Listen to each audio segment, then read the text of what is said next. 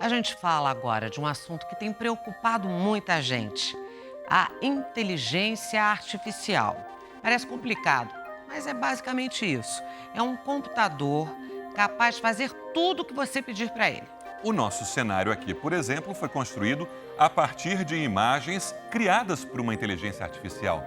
E é exatamente por causa dessa facilidade de fazer tantas tarefas que o mundo tem se perguntado: inteligência artificial é uma coisa boa ou ruim? Qual o futuro dessa tecnologia? Parece coisa de filme. Robôs com capacidade de pensar e que desempenham funções melhor que os humanos. Uau! Programas de computador que usam inteligência artificial para criar qualquer coisa. Roupas, equipamentos, qualquer coisa de que necessite. A ficção científica tem se tornado cada vez menos ficção e mais realidade. IA, ela automatiza tudo, né? Ela tem um vocabulário muito amplo, você lê e acha que o humano que fez. Escrever carta para Catherine. Carta para Catherine Clausen. A inteligência artificial, ou IA, é o nome que se dá à capacidade que alguns sistemas têm para interpretar dados e reproduzir o comportamento humano de maneira autônoma. E está cada vez mais presente no cotidiano, de todo mundo, mesmo, não só de quem lida com tecnologia. Você usa inteligência artificial? Uai, eu uso, né? Hoje em dia, o que é que não tem inteligência artificial, né? Olha esse vídeo de um rapaz se transformando em Justin Bieber. Inacreditável, né? Mas a inteligência artificial também é usada para assunto sério, tá? Como diagnósticos médicos ou para facilitar o trabalho em escritórios de advocacia, por exemplo. O ChatGPT produziu um impacto muito relevante para o mundo jurídico, porque a gente tem a capacidade de oferecer comandos, de oferecer contextos para a inteligência artificial. E aí, de forma muito prática, a gente pode pensar a produção de documentos jurídicos como recursos, petições, notificações.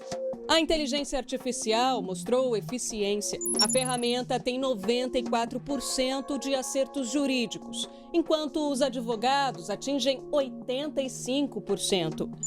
Quanto mais se usa, maior a capacidade da ferramenta. E isso já começa a gerar alertas. Vai causar algum problema, né? Futuramente, desemprego. Tainá acredita que não, mas algumas funções vão ser redefinidas. Hoje em dia a gente tem até uma nova profissão no direito, que é o designer ou engenheiro de comandos jurídicos, de prompts, que é o profissional que tem a capacidade de interagir com a inteligência artificial, com o chat, de uma forma bastante contextualizada, bastante específica, uma interação ótima. Este especialista considera a inteligência artificial como uma nova revolução industrial. Ele se refere ao surgimento da linha de produção nas fábricas em larga escala. A gente está, de fato, criando um mecanismo que consegue produzir mais, muitas vezes, e consegue baratear a mercadoria, né, o resultado, até porque a máquina não dorme. Então, a gente vai ter um posto de trabalho ali mais avançado, um resultado mais avançado. A ferramenta também é um desafio quando o assunto é educação. A gente pode ter uma queda da capacidade criativa da criança, né? Ela não vai ter aquela capacidade de pensar por si própria. Ela vai ter uma ajuda do equipamento para poder chegar naquela solução. O ChatGPT, por exemplo, trabalha com textos e pode ser acessado até pelo celular. Por aqui, posso pedir que ele faça uma redação sobre um tema, escreva a letra de uma música ou até mesmo o roteiro de uma cena de filme. Ou ainda, que faça o texto dessa reportagem. Olha só, com capacidade de aprender e se adaptar, a IA está presente em diversos setores, desde a saúde até a indústria automotiva. Mas esse cenário aqui não está muito legal não, né? A inteligência artificial também pode ajudar a gente nisso.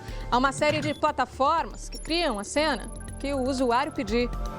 Dessa forma, qualquer pessoa pode estar em qualquer lugar e com elementos que tornam essa fala ainda mais interessante e convincente.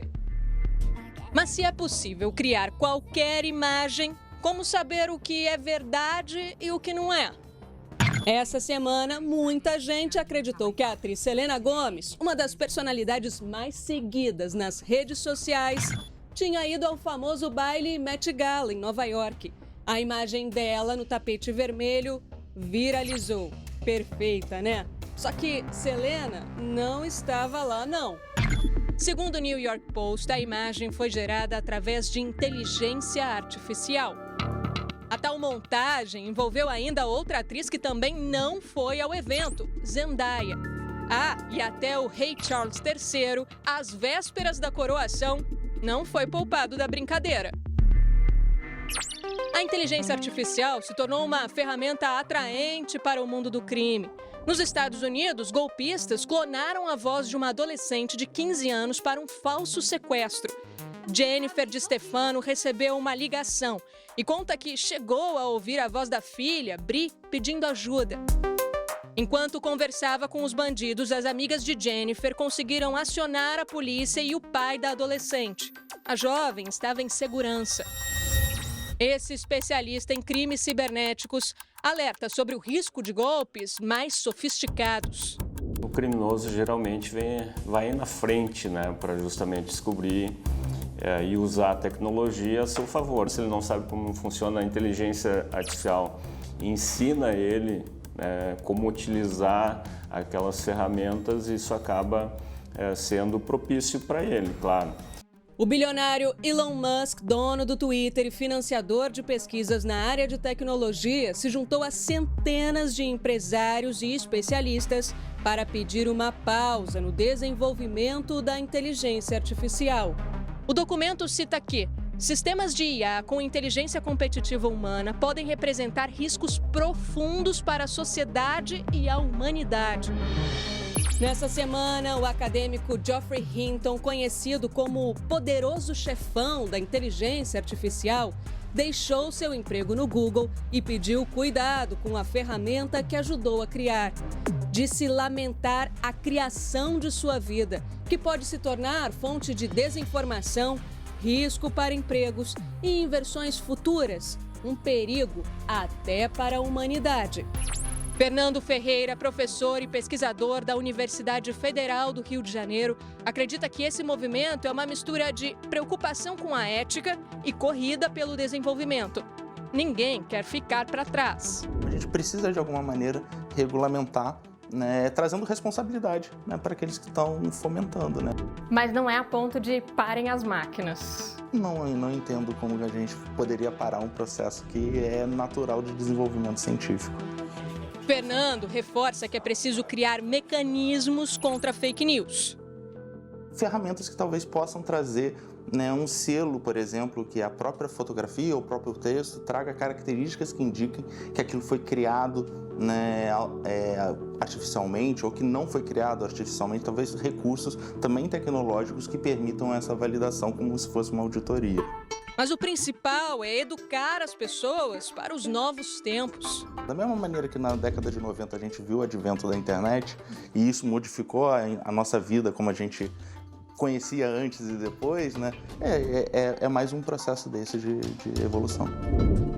Ricardo concorda que o caminho passa pela educação e valoriza a velha e boa relação entre professor e aluno. É a volta daquilo que a gente tinha quando era criança, é a curiosidade em aprender. Que muitos hoje estão perdendo isso, né? Porque é mais fácil eu copiar e colar, ou eu ver um texto que já está pronto, do que eu pensar o porquê aquilo ali aconteceu.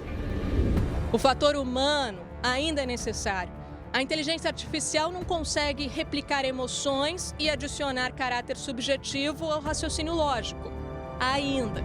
Acredito que a gente possa chegar a algo muito próximo de um ser humano, mas assim, acredito que isso vai demorar muito ainda, está tudo muito recente. Então é surpreendente os alcances e os resultados que nós temos hoje, mas o futuro ainda está um pouco incerto. Um robô consegue compor uma sinfonia? Um robô consegue pintar uma bela obra-prima? Você consegue?